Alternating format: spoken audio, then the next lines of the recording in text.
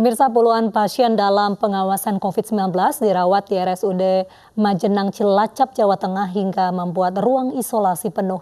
Pihak rumah sakit pun merujuk sejumlah pasien dalam pengawasan ke rumah sakit rujukan lain di wilayah Cilacap.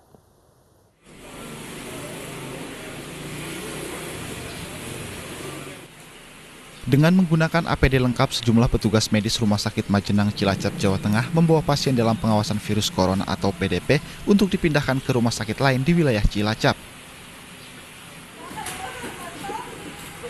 Menurut pihak rumah sakit, saat ini 3 ruangan khusus isolasi yang dimiliki telah dihuni oleh 39 pasien dalam pengawasan. Ini kan dikarenakan ruang isolasi di sini, total kan kita ada dari 3 ruangan itu total 39 kasus PDP. Karena sudah penuh, sehingga ini kedua ada kiriman lagi, ada 4.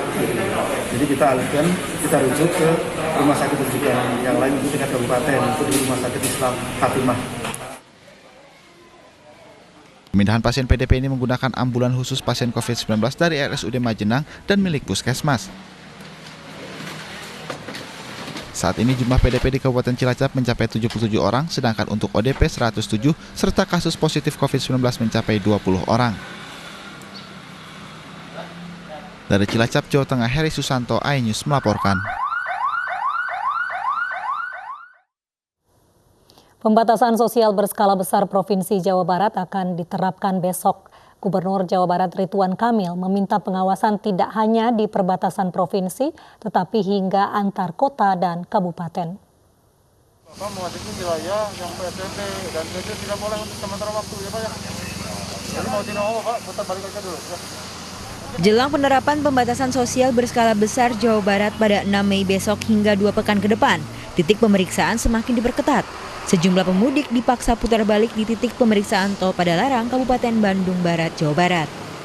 Pemeriksaan diperketat terutama truk dan mobil box mengantisipasi berbagai modus pemudik yang nakal. Gubernur Jawa Barat Ridwan Kamil meminta konsentrasi pengawasan tidak hanya di perbatasan, tetapi hingga antar kota dan kabupaten. Dini hari kita akan mulai PSBB skala provinsi. Salah satu tugas utama adalah menjaga pergerakan di perbatasan. Kalau dulu perbatasannya itu antar provinsi, sekarang perbatasan kota kabupaten juga harus lebih ketat. Jadi para Kapolres, para Dandim itu jangan sampai ada orang bocor dari Bandung ke Garut karena dia juga mau mudik. Karena pemudik ini tidak hanya definisi dari zona Jakarta Raya ke desa-desa di Jawa Barat, tapi kalau di Jawa Barat biasanya zona Bandung juga adalah sumber dari pemudik. Selain menambah titik pemeriksaan seperti di Kabupaten Cirebon, PSBB Jawa Barat juga mengatur jam operasional angkutan mulai dari angkutan darat, udara, dan laut dari pukul 5 pagi hingga 7 malam. Dari Bandung, Jawa Barat, Tim Liputan iNews melaporkan. Pemirsa, penularan virus corona yang menyebabkan jumlah pasien COVID-19 kembali bertambah di Indonesia. Ada penambahan 484 kasus COVID-19 sehingga total menjadi 12.071 orang. Tetap tinggal di rumah. Tidak melakukan bepergian, tidak keluar rumah untuk alasan yang tidak penting dan mendasar. Jangan mudik. Karena ini menjadi penting untuk kita, perjalanan kita tidak ada yang menjamin bahwa aman dari proses penularan. Kita sangat mungkin bertemu atau terpaksa kontak dekat dengan orang-orang yang tanpa gejala. Baik selama di perjalanan atau saat kita menuju ke suatu tempat di rest area misalnya, di stasiun pengisian bahan bakar umum, di toilet umum, ini sangat mungkin terjadi. Spesimen yang kita periksa sebanyak 121.547 dari 88.924 orang. Hasil dari pemeriksaan spesimen ini kita dapatkan bahwa kasus konfirmasi positif bertambah 484 orang, sehingga totalnya menjadi 12.071 orang. Kasus konfirmasi positif yang sudah sembuh bertambah 243 orang, sehingga total sembuh menjadi akumulasinya menjadi 2.197 orang. kemudian konfirmasi positif yang meninggal bertambah 8 orang sehingga menjadi 872 orang. Orang dalam pemantauan yang kita lakukan berdasarkan laporan yang kami akumulasi dari semua provinsi di seluruh Indonesia sebanyak 239.226,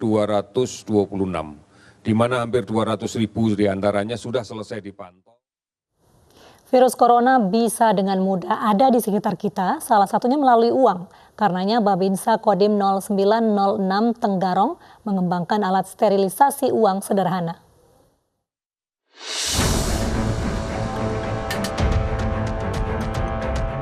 Alat sterilisasi khusus uang ini diciptakan oleh Serda Nurdin, prajurit TNI Angkatan Darat di bawah jajaran Kodam 6 Mula Warman, Kutai Kertanegara. Box sterilisasi khusus uang ini terdiri dari 3 komponen utama, yaitu rak pemanas dan pengatur suhu.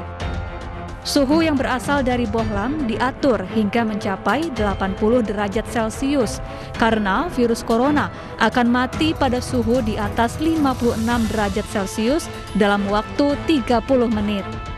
Karena box ini mampu menghasilkan suhu hingga 80 derajat, maka virus akan mati dalam waktu 10 menit saja. Berikut ini profil sterilisasi box khusus uang yang telah kami kembangkan, yang terdiri dari 3 komponen utama, yaitu rak, pemanas, dan pengatur suhu. Adapun cara pembuatannya sebagai berikut. Pertama, buat box dengan ukuran 40 x 20 x 15 cm. Setelah itu, setiap sisinya dilapisi dengan aluminium foil sebagai pemantul panas. Rangkai ketiga bohlam lampu sebagai sumber panas. Buat laci dengan dasar kasa untuk tempat uang. Yang terakhir, atur suhu pada 80 derajat Celcius. Alat ini telah diuji cobakan ke beberapa pedagang pasar di wilayah Tenggarong. Inovasi ini mendapat apresiasi tinggi dari Panglima TNI Marsikal Hadi Cahyanto. Tim Liputan iNews melaporkan. Upaya menyelamatkan pelaku UMKM terus dilakukan MNC Peduli dan PT Produser Pangan Asia melalui inisiatif Kami Bisa, Kami Peduli. Inisiatif ini untuk menggalang dana masyarakat dan membeli makanan dari pelaku UMKM.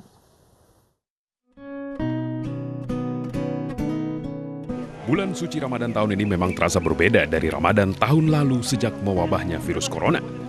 Dampak secara ekonomi kini dialami masyarakat, terutama bagi pelaku UMKM. Untuk itu melalui penggalangan dana, MNC Peduli dan PT Produser Pangan Asia membeli makanan dari para pengusaha kecil ini. Makanan ini pun menjadi hidangan berbuka puasa bagi tenaga medis dan non-medis di sejumlah rumah sakit, termasuk masyarakat yang membutuhkan. Kali ini MNC Peduli menyalurkan hidangan untuk berbuka puasa bagi tenaga medis dan tim pendukung di RSUD Pasar Minggu. Kami dari RSUD Pasar Minggu mengucapkan terima kasih sekali atas bantuan yang diberikan kepada kami. Bantuan ini sangat dibutuhkan oleh rumah sakit kami karena rumah sakit kami adalah rumah sakit rujukan COVID yang ditunjuk dari Kemenkes.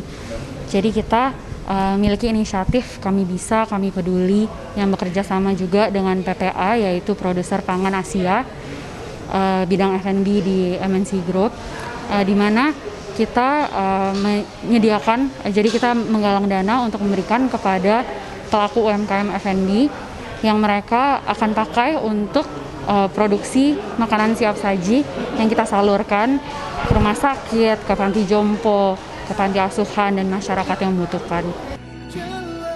MNC Peduli dan PT Produser Pangan Asia akan terus menggalang dana untuk menyelamatkan usaha para pelaku UMKM di tengah pandemi ini. Oleh sebab itu, mari kita bersama mendukung inisiatif Kami Bisa, Kami Peduli ini dengan berdonasi. Tim iNews melaporkan.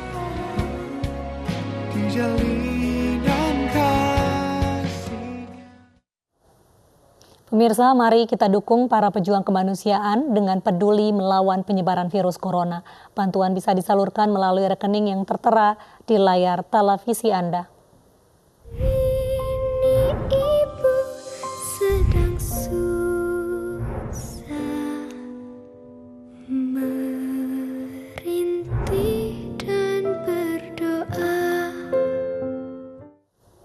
Pemirsa, banjir melanda sejumlah daerah di Indonesia. Di Cilegon, Banten, sebagian warga mengungsi ke kontrakan sambil menerapkan pembatasan jarak sosial. Sementara di Jalan Trans Kalimantan Poros Tengah, Pulang Pisau, pengendara sepeda motor diangkut menggunakan perahu untuk menerobos banjir.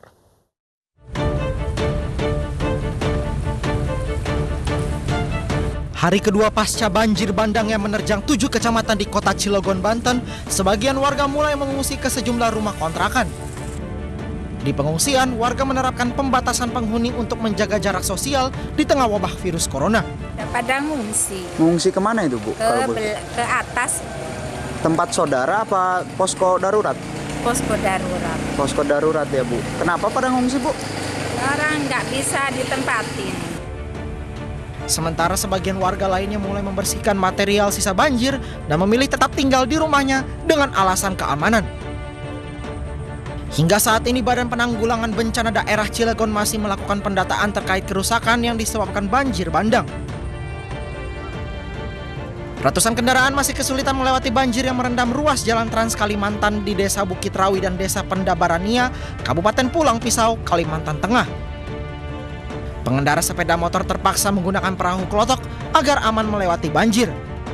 Mobil pribadi dan angkutan umum terpaksa mengantre di tengah banjir sambil menunggu giliran jalan. Tim Liputan iNews melaporkan. Masjid di Purwakarta, Jawa Barat menyediakan ATM beras gratis bagi warga miskin. Kami hadirkan informasinya dalam segmen Hikmah Ramadan usai jeda.